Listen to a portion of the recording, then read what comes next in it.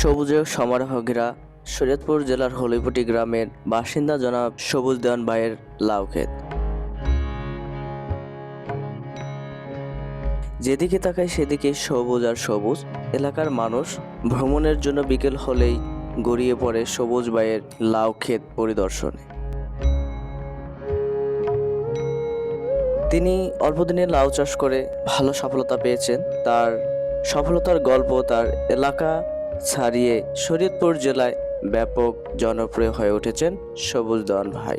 তিনি অক্লান্ত পরিশ্রম করে দিনরাত তার লাউ ক্ষেতকে পর্যবেক্ষণ করে তিনি সফলতার সর্বোচ্চ শিখরে পৌঁছে গিয়েছেন।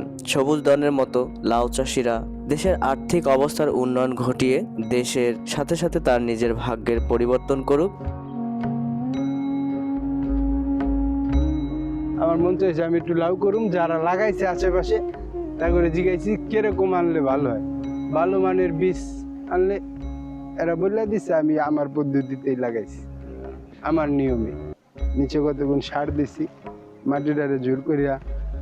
আর 2-3 দিন পর চারা রোপণ করছি। আলহামদুলিল্লাহ চারা বীজ ভালো হয়েছে, জ্বালা গেছে প্রত্যেকটা জাহায় জ্বালাচ্ছে। আমি আরো চারা উঠায় ফালাই দিছি, 4টা করে জানা লাগাইছিলাম। আনোয়ার খান, হলিপটি, শরীয়তপুর।